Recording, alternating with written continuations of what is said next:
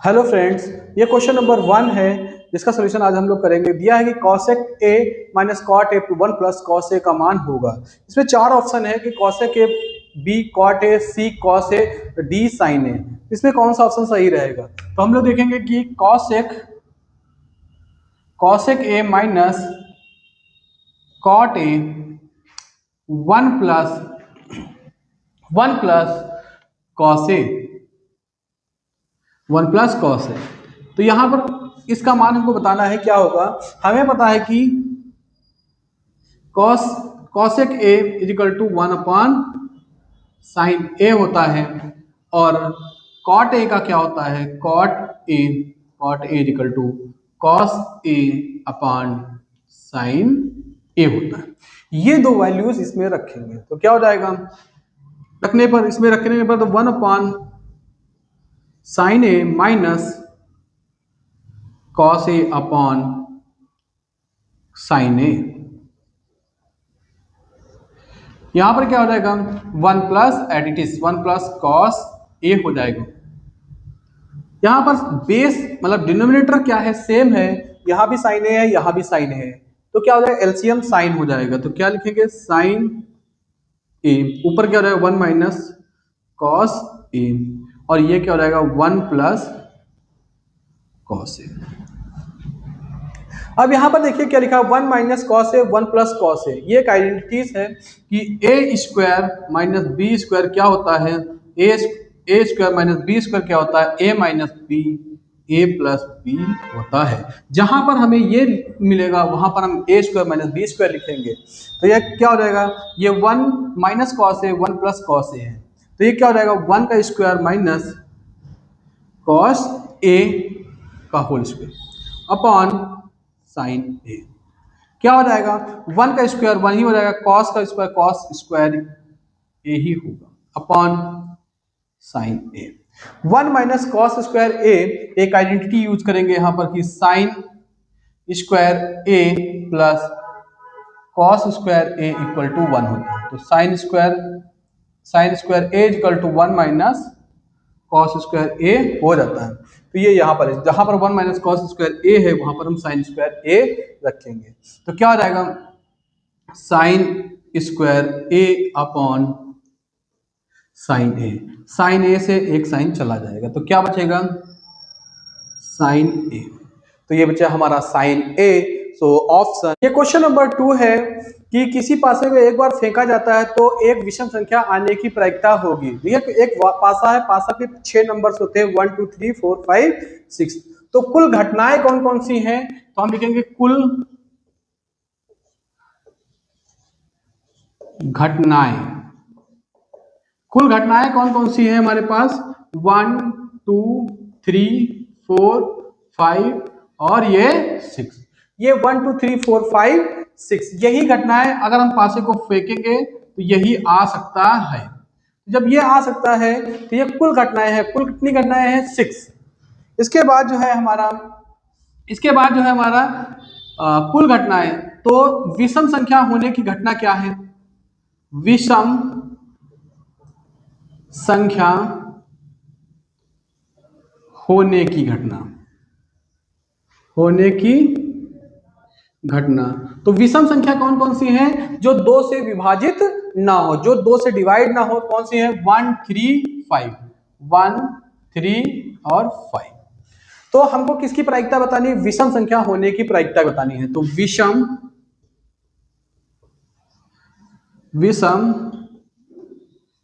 संख्या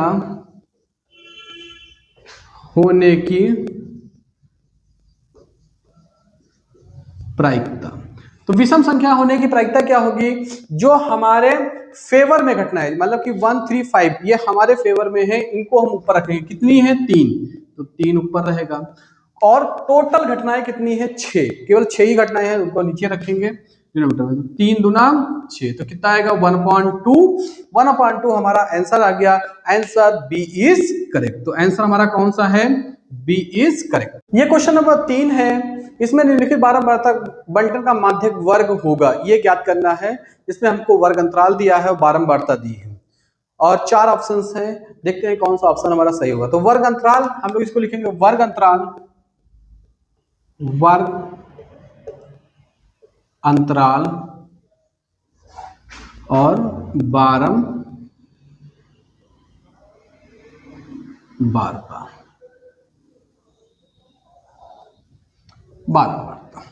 तो वर्ग अंतराल कैसे दिया है, 5-5 के डिफरेंस पे दिया है, 0 से 5, 0 से 5, 5 से 10, 10 से 15, 15 से 20, 20 से 25, 20 से 25 दिया है। 0 से 5 हमारा 3 दिया है, और 5 से 10 कितना दिया है 2, 10 से 15 कितना दिया है 5, 10 से 15 कितना दिया 5, 15 से 20 4, और 20 से 25 कितना दिया है 1। ठीक, तो हमको निकालना है बहुलक माध्यक वर्ग, बहुलक नहीं माध्यक वर्ग निकालना है। तो माध्यक वर्ग के निकालने के लिए हमको संचयी बारंबारता चाहिए, तो हम लिखेंगे संचयी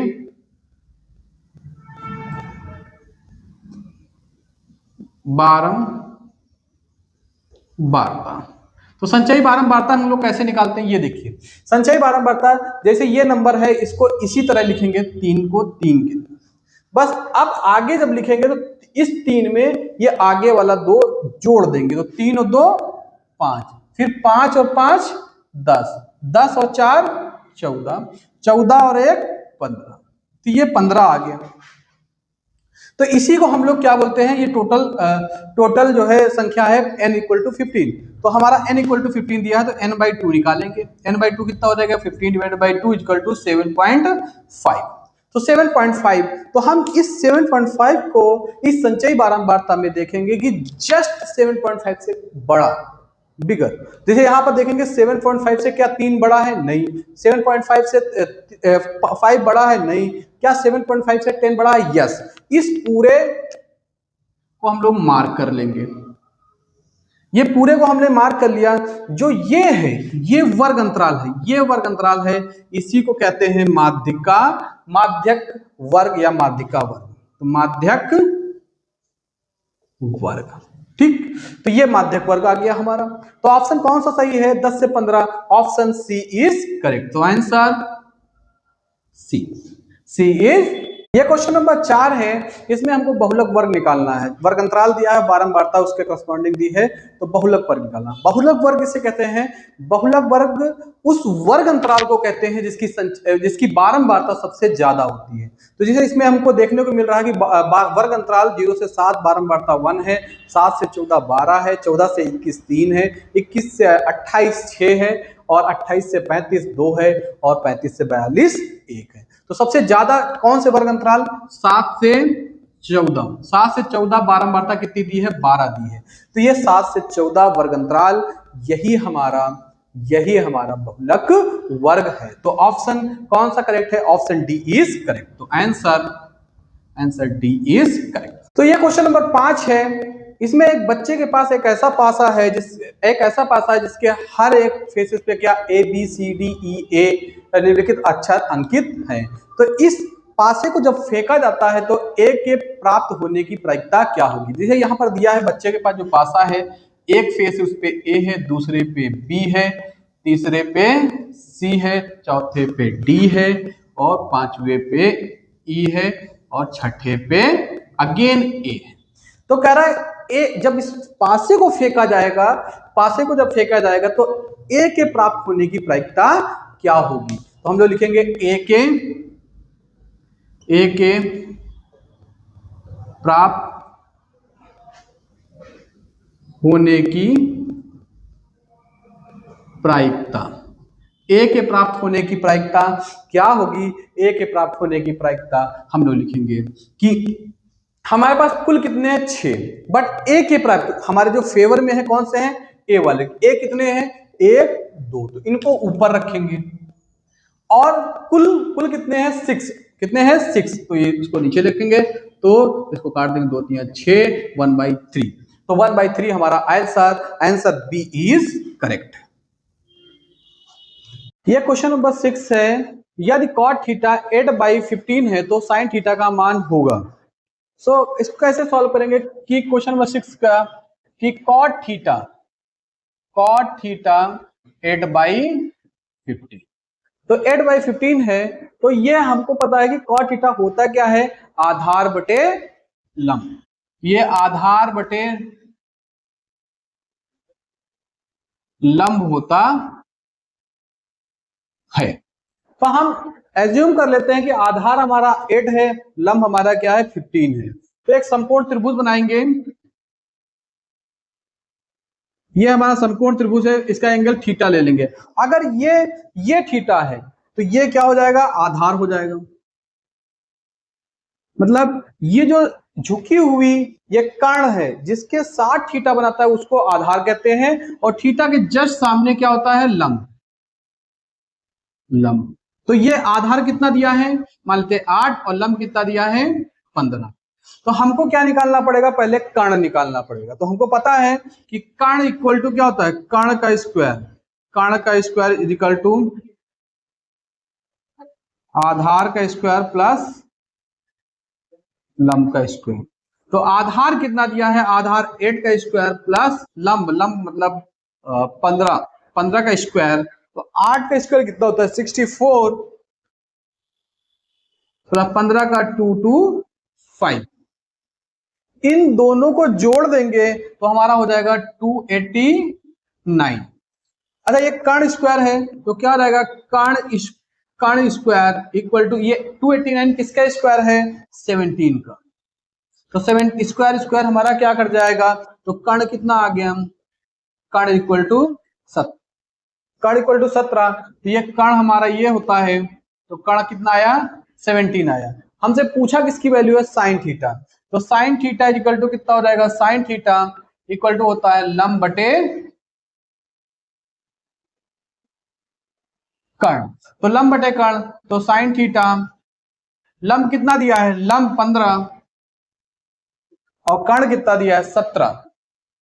तो साइन थीटा इक्वल टू आया हमारा 15/17। तो कौन सा option, option C is correct. तो आंसर सी इज करेक्ट, 15/17। ये क्वेश्चन नंबर 7 है, इसमें cosec 60 डिग्री का मान पूछा गया है कि cosec 60 डिग्री का मान क्या होगा। इसमें आगे भी क्वेश्चन पूछे जा सकते हैं, tan cos tan sec cosec का मान, और जितने भी ट्रिग्नोमेट्रिक फंक्शन सबके पूछे जा सकते हैं। तो यहाँ पर देखिए कि हमसे किसकी पूछा है, cosec 60 डिग्री की वैल्यू। तो cosec है, इसके करस्पॉन्डिंग क्या है, cosec 60 ये है। तो ये देखिए ये कौन सी है, 2/√3। तो ऑप्शन कौन सा सही है, ऑप्शन ए इज करेक्ट। तो आंसर ए 2/√3 इज करेक्ट। तो इस ट्रिग्नोमेट्रिक टेबल को आप लोग याद कर लीजिए, डायरेक्टली क्वेश्चन आ सकते हैं।